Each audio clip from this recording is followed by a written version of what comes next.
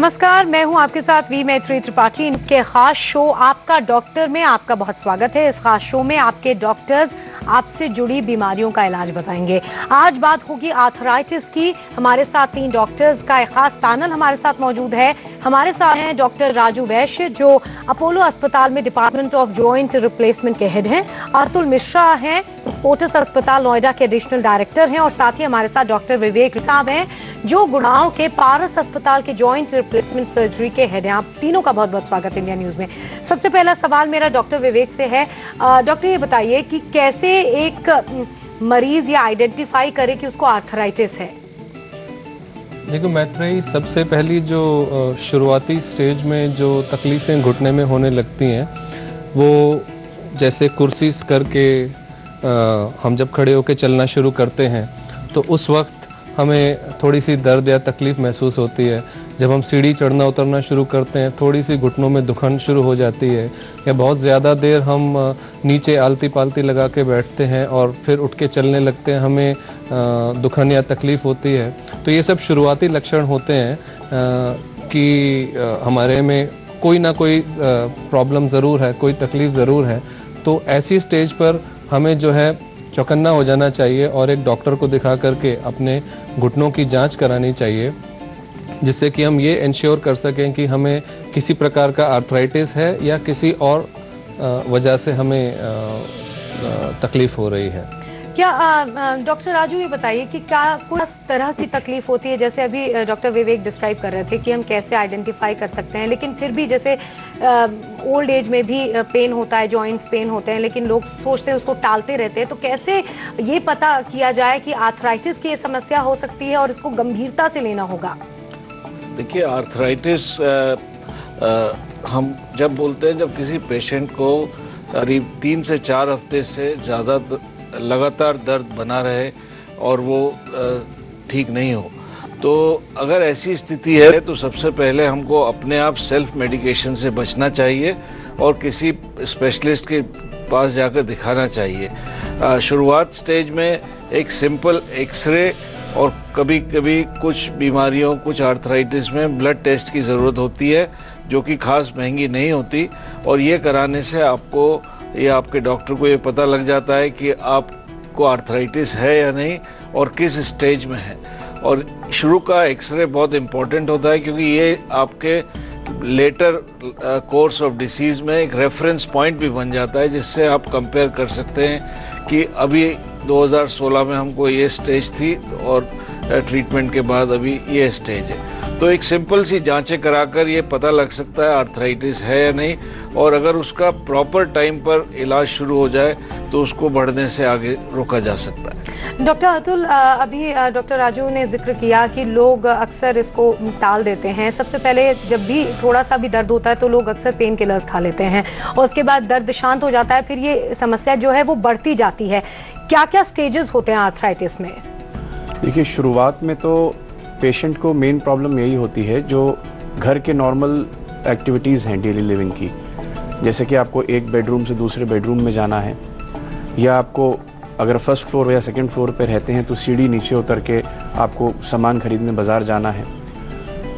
Ladies में खासकर सुबह स्नान करने के बाद उनको पूजा करनी है। तो जब एक्टिविटीज़ ऑफ डेली लिविंग, ये जो रोज़मर्रा की चीज़ें हैं, ये सारी एक्टिविटीज़ करने में आपको दिक्कत आने लगे, तो ये सबसे पहला लक्षण आपको मान लेना चाहिए कि यस, हमारे घुटने में कुछ न कुछ प्रॉब्लम शुरू हो रहा है। डॉक्टर विवेक, बाजार है, बाजार में इलाज को लेकर बहुत सारी ऐसी चीज़ें मौजूद हैं जो मिसलीड कर सकती हैं पेशेंट्स को। जैसे कि आर्थराइटिस की जब हम बात करते हैं, ये बहुत बड़ी समस्या है भारत में। ऐसे में पेन को रिलीव करने के लिए कई दवाएं मौजूद होती हैं जो दावा करती हैं कि इससे आपका पेन चला जाएगा। मेडिकेशंस हैं कई ऐसे जो सीधे उपलब्ध हैं और दावा करते हैं कि आप ठीक हो जाएंगे, आर्थराइटिस रिवर्सल हो जाएगा। फिर इंजेक्शंस हैं, ल्यूब्रिकेंट्स हैं, इनके बारे में सचेत करिए हमारे व्यूअर्स को। देखिए, ऐसा है कि जब भी हमारे शरीर में कहीं भी कोई पीड़ा होती है तो एक ह्यूमन बिहेवियर है, नेचुरल बिहेवियर, कि हम एक शॉर्टकट अपनाना चाहते हैं। हम चाहते हैं कि ये जो है बग़ैर ज़्यादा किसी मेहनत के इसमें जो है आराम पड़ जाए। तो हमारे जिसको आप मार्केट कहती हैं, फार्मास्यूटिकल इंडस्ट्री कहती हैं, इसमें बहुत सारे जो दवा के जो मैन्युफैक्चरर्स हैं और जो तमाम जो तरह तरह के ऑयल, ऑइंटमेंट्स, इंजेक्शंस, ब्रेसेस, इन सब के जो मैन्युफैक्चरर्स हैं, ये उसी ह्यूमन बिहेवियर का एक्सप्लॉयटेशन जो है किसी ना किसी, कहीं ना कहीं किसी रूप में ये लोग करते हैं। दरअसल जब शुरुआती स्टेजेस होती हैं आर्थराइटिस की, तो इन स्टेजेस में सिर्फ और सिर्फ कुछ पर्टिकुलर एक्सरसाइजेस और कुछ lifestyle modifications, body weight reduction और अपने डाइटरी चेंजेस के द्वारा ही हम अपने आप को काफ़ी आराम पहुंचा सकते हैं। पर इन सब चीज़ों में हमें एक प्रॉपर ट्रेनिंग और थोड़ी सी मेहनत और मोटिवेशन की ज़रूरत होती है। दरअसल एक अच्छा exercise programme, body weight reduction, high antioxidant diet, avoiding smoking, alcohol, keeping diabetes in control, ये सब चीज़ें जो हैं हमारे शुरुआती स्टेज के आर्थराइटिस के पेन को हमें काफ़ी कम कर सकती हैं बगैर किसी दवा की ज़रूरत के। अब जहाँ हम बातें करते हैं दवाओं की, तो वहाँ जो दर्द की दवाइयाँ हैं कभी कभार इस्तेमाल के लिए तो जस्टिफाइड हैं, पर रेगुलर यूज़ के लिए ये दर्द की दवाइयाँ जो हैं हमारे शरीर के विभिन्न अंगों को, स्पेशली किडनी को, हार्ट को, लिवर को, आंतों को, पेट को, इन सब चीज़ों को वो जो है धीरे धीरे ख़राब करती जाती हैं। और जहाँ बात आती है कुछ महंगे महंगे इंजेक्शंस की, ये इंजेक्शंस जो है कुछ टेम्परेरी रिलीफ तो दर्द में ज़रूर दे सकते हैं, लेकिन दरअसल ये किसी तरह का कार्टिलेज रीजनरेशन या रिवर्सल ऑफ आर्थराइटिस नहीं कर पाते। तो हमें इन सब मार्केट जिमिक्स का शिकार न बन के और कोई शॉर्टकट न ढूंढ करके शुरुआती स्टेज में ही जो है एक्सरसाइजेज और लाइफस्टाइल मॉडिफिकेशंस को अपनाना चाहिए, जिससे कि हम इस रोग के आगे बढ़ने की रफ्तार ही धीरे धीरे कम कर सकें, अपने शरीर को बगैर नुकसान पहुंचाए। आपने आर्थराइटिस रिवर्सल की बात कही। डॉक्टर राजू, आपसे जानना चाहेंगे, क्या किसी भी स्टेज में आर्थराइटिस रिवर्सल नाम की कोई चीज़ होती है? देखिए, arthritis reversal as such possible नहीं है, पर कुछ रीजनरेटिव मेडिसिन्स अभी ट्रायल बेसिस पर ही कह सकते हैं अपनाई जा रही है। जैसे पीआरपी इंजेक्शन है, जिसके अंदर प्लेटलेट्स मरीज के ब्लड से डिराइव कर उसको घुटने में इंजेक्ट करते हैं। कुछ कार्टिलेज ट्रांसप्लांटेशन है, पर ये सब चीज़ें उन लोगों के लिए कामयाब है जो कि यंग है और उनकी जो कार्टिलेज है वो बहुत थोड़े हिस्से में ख़राब हुई है। पर जिनको बहुत सीवियर आर्थराइटिस है, पूरे जॉइंट में आर्थराइटिस है, उनमें ये चीज़ें इस्तेमाल नहीं करनी चाहिए और उसमें उनको कोई कामयाबी नहीं मिलती। आपने कहा कि ये सिर्फ यंग लोगों में थोड़ा पॉसिबल है, ऐसे पॉसिबल नहीं है। हमने इस पे बात की कि बाज़ार में किस तरह से मिसलीड करने वाली चीज़ें उपलब्ध हैं। ऐसे में जो पेशेंट्स हैं वो मिसलीड हो सकते हैं, किसी गलत चीज़ का इस्तेमाल कर सकते हैं, उससे हो सकता है समस्या और ज़्यादा बढ़ जाए। ऐसे में जब आइडेंटिफिकेशन हो गया कि हाँ आर्थराइटिस की समस्या है, तो फिर इसका परमानेंट अब सोल्यूशन क्या है? डॉक्टर अतुल, अगर एक बार ये डायग्नोसिस हो गया है कि पेशेंट को ऑस्टियोआर्थराइटिस है, तो एक नॉर्मल इन्वेस्टिगेशंस करके, जैसा मैंने पहले बोला था, standing x-ray of the knee joint और कुछ बेसिक ब्लड टेस्ट करके हमें ये एसरटेन करना चाहिए कि आर्थराइटिस किस स्टेज में है।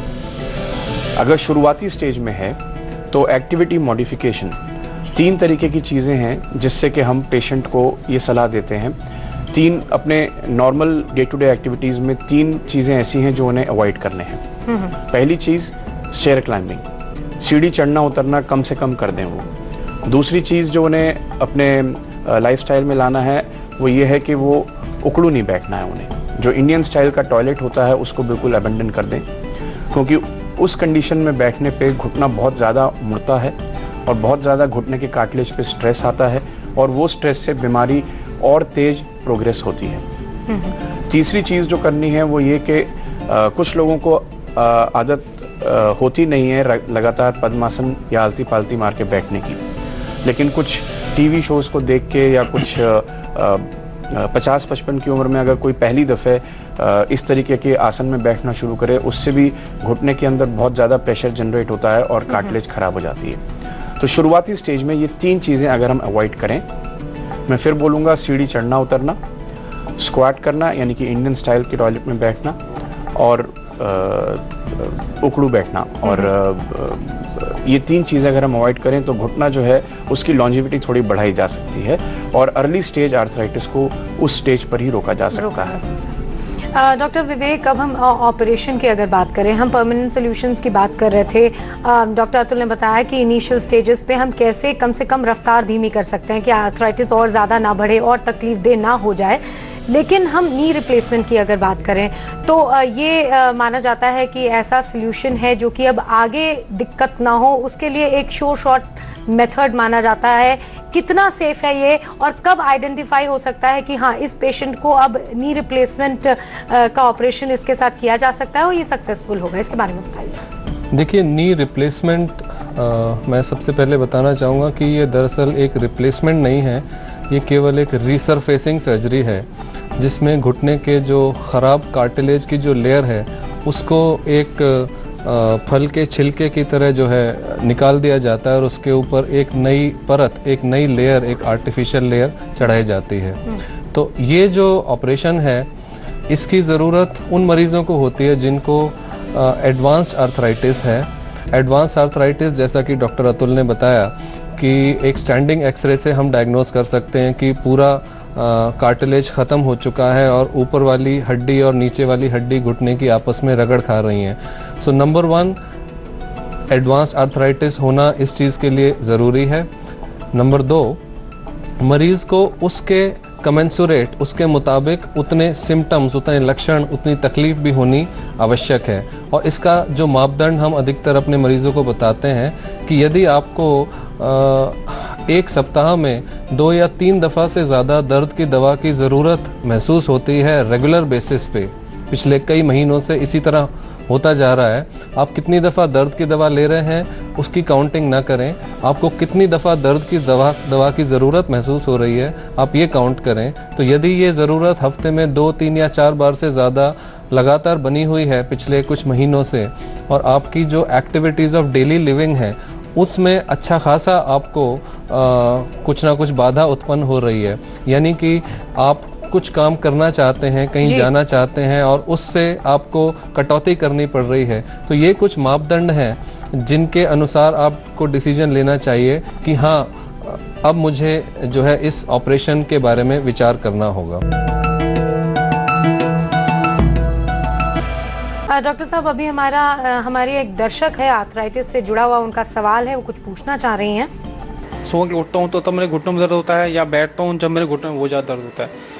तो ये प्रॉब्लम मेरे साथ बहुत दिनों से चल रही है, तो इसके लिए मैं चाहता हूँ कि मेरे को डॉक्टर से मैं कुछ बात कर सकूँ इसके लिए। डॉक्टर राजू, ये यंग एज में भी ये समस्या हो सकती है और कैसे यंगस्टर्स, अगर किसी जवान इंसान को ये समस्या हो जाए तो वो कैसे आइडेंटिफाई करें? अधिकांश लोग ये समझते हैं कि आर्थराइटिस सिर्फ बुजुर्गों की बीमारी है, ये बिल्कुल गलत है, क्योंकि आजकल ये बीमारी हम देखते हैं कि 30-35 साल के लोगों को भी शुरू हो रही है और इसके मुख्य कारण हैं सेडेंट्री लाइफस्टाइल, खान पीन में गड़बड़ होना क्योंकि संतुलित आहार नहीं खाते, पैकेज्ड फूड या प्रोसेस्ड फूड ज़्यादा खाते हैं, and obesity is becoming a global problem. लोगों का वज़न, मोटापा ज़्यादा बढ़ता जा रहा है जिसके कारण से जोड़ों पर ज़्यादा जोर पड़ता है और इस कारण से यंग लोगों में भी बीमारी होती है। और एक हाल में और चीज़ सामने आई है कि विटामिन डी डेफिशिएंसी, जो कि इंडिया में लगभग 80% लोगों को है, वो हड्डियों को कमज़ोर बनाती है और उससे आर्थराइटिस जल्दी होती है। और इसका जानने का सबसे आसान तरीका यह है कि अगर किसी व्यक्ति को जोड़ों में दर्द होता है, घुटनों में दर्द होता है, जो कि डेली होता है, उठने बैठने में तकलीफ होती है, या जॉइंट स्टिफ हो जाते हैं, थोड़ी देर बैठने के बाद फिर लगता है कि 2-4 मिनट उसको चलाने के लिए बाद नॉर्मल होते हैं, तो ये एक अर्ली साइंस होते हैं जो आपको ये गाइड करते हैं कि अब आपको डॉक्टर की सलाह लेनी बिल्कुल चाहिए। तो इस इंप्रेशन में नहीं रहना चाहिए कि सिर्फ ओल्ड एज में ही आर्थराइटिस हो सकता है। ये हमारे पास एक मॉडल भी है जिसके जरिए समझाया जा सकता है कि एक्चुअली नी रिप्लेसमेंट का जो ऑपरेशन है, it does not mean exactly जैसे हम उसको प्रोनाउंस करते हैं। ये क्या है एग्जैक्टली, अगर आप संक्षेप में बता सके कि क्या किया जाता है इस ऑपरेशन में? ये जो मॉडल है ये आर्टिफिशियल बोन है एक, और उस आर्टिफिशियल बोन के ऊपर नी रिप्लेसमेंट सिस्टम काम कैसे करता है वो दर्शाया गया है। जो सबसे बड़ा एक मिथ है कि नी रिप्लेसमेंट शब्द पे ना जाएं कि घुटना निकाल के कोई कब्जे वाला जोड़ अंदर डाल दिया। जी। एक्चुअल में ये रीसर्फेसिंग है। इसके 3 कंपोनेंट होते हैं। एक कंपोनेंट ऊपर है जो जी। कि कैप की तरह जी। ऊपर वाली बोन के ऊपर लग जाता है, और 2 कंपोनेंट नीचे होते हैं। ये नीचे वाली हड्डी में कैप की तरह लगता है, और दोनों कंपोनेंट्स के बीच में ये हाई डेंसिटी प्लास्टिक होता तो है। अगर हम आम बोलचाल की भाषा में समझे तो बस ये जो ऊपर का सरफेस है जो एक दूसरे को टच करता है, इसको फिर से बनाने की कोशिश करते हैं कि जी। वो दोबारा ढंग से काम करने लगे। डॉक्टर राजू, हम बात कर रहे थे नी रिप्लेसमेंट के बारे में, और जैसा डॉक्टर विवेक ने बताया कि इसको true sense of the word में नहीं लिया जा सकता। शायद कई बार जो पेशेंट्स हैं वो इस टर्म से डर भी जाते हैं। नी रिप्लेसमेंट अगर हम इसको बोलते हैं, कितना सक्सेस रेट है इस ऑपरेशन का, और ये कितना अच्छा साबित होता है उन पेशेंट्स के लिए जो अपने लास्ट स्टेज में हो आर्थराइटिस के? देखिए, नी रिप्लेसमेंट ऑर्थोपेडिक सर्जरी में एक तरह से रिवॉल्यूशन है। इससे ज़्यादा सक्सेसफुल और दूसरा कोई ऑपरेशन अभी नहीं है। इसकी सक्सेस रेट 95% से ज़्यादा है, परंतु यह ज़रूरी है कि सही मरीजों का सिलेक्शन हो जिनको नी रिप्लेसमेंट की ज़रूरत हो, वो सही सेंटर्स में इसका इलाज कराएं जहाँ पर कि ये ऑपरेशन नॉर्मल तरीके से और रेगुलर बेसिस पर हो रहे हो। हमारे साथ एक और कॉलर जुड़ गई हैं, सौम्या है दिल्ली से। डॉक्टर अतुल, उनका एक सवाल है इससे जुड़ा हुआ, वो बताइए। सौम्या, अपना सवाल पूछिए। Hello doctor. हेलो। मेरी दादी को घुटने में पेन होता है, उनकी एज 65 है। क्या उनका नी रिप्लेसमेंट हो सकता है? वैसे ये सवाल जो है थोड़ा शॉर्टकट है क्योंकि इमेज जो उनकी उम्र है वो अगर 65 साल है और उन्हें घुटनों में तकलीफ है, और घुटने अगर उनके टेढ़े हो गए हैं, नॉर्मल चलने फिरने में परेशानी है, और उनकी मेडिकल कंडीशन अगर ऑप्टिमाइज्ड है, इससे मतलब हुआ कि अगर उनको कुछ ब्लड प्रेशर, हार्ट की कंडीशन, डायबिटीज़ ऐसी अगर कोई तकलीफ है, हाइपोथायराइडिज्म ऐसी कोई तकलीफ है और वो ऑप्टिमाइज्ड है, उसका रेगुलर इलाज चल रहा है जी। और वो कंट्रोल में है, तो फर्दर इन्वेस्टिगेशंस करने के बाद उनका नी रिप्लेसमेंट किया जा सकता है। डॉक्टर विवेक, आखिरी सवाल आपसे ये करना चाहेंगे कि अगर एक पेशेंट ने अपने डॉक्टर को दिखाया, अपनी स्थिति बताई, डॉक्टर ने उसको एडवाइस भी कर दिया कि हाँ, नी रिप्लेसमेंट का ऑपरेशन अब आपके लिए सही होगा, क्या इस ऑपरेशन को उस पेशेंट के लिए डिले करना ठीक है? जैसे कई बार ऐसा होता है, खासकर भारतीय परिवेश में, कि हम बहुत टालते हैं चीज़ों को, बड़े ऑपरेशंस को लोग टाल देते हैं। क्या इसमें ये सही होता है कदम? क्या इंतज़ार सही है?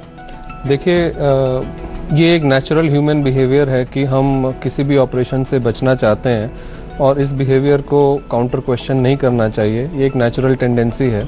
लेकिन एक्चुअली अगर हम एक स्टेज पर, यदि एक मैच्योर स्टेज है जब हमें सर्जरी की रिक्वायरमेंट है, और उसके बियॉन्ड हम उसे बहुत ज़्यादा डिले करेंगे, तो घुटने की जो कार्टिलेज घिसने के बाद ऊपर वाली और नीचे वाली हड्डियां आपस में रगड़ना शुरू हो जाती हैं, आपस में एक दूसरे के अंदर गड्ढा बनाना शुरू कर देती हैं, जिससे हमारे घुटने धीरे धीरे डिफॉर्म होना शुरू हो जाते हैं, टेढ़े होना शुरू हो जाते हैं। तो जितनी ज़्यादा डिफॉर्मिटी हो जाती है उतनी मरीज़ की तकलीफ़ भी बढ़ जाती है, उतना ही ऑपरेशन का जो मैग्नीट्यूड है, जितना काम हमें ऑपरेशन के दौरान करना पड़ेगा, वो भी बढ़ जाता है। और इतने वक्त बीतने पर जितना वक्त मरीज़ ने इंतज़ार किया, उतना वक्त जो दर्द की दवाएं जो मरीज़ खा के काम चलाएंगे, उसके जो साइड इफ़ेक्ट्स जो शरीर पर होंगे वो भी इर्रिवर्सिबल होंगे। और साथ ही साथ बहुत ज़्यादा डिफॉर्मिटी होने पर जो हमारे शरीर के बाकी अंगों को जो क्षति पहुंचेगी,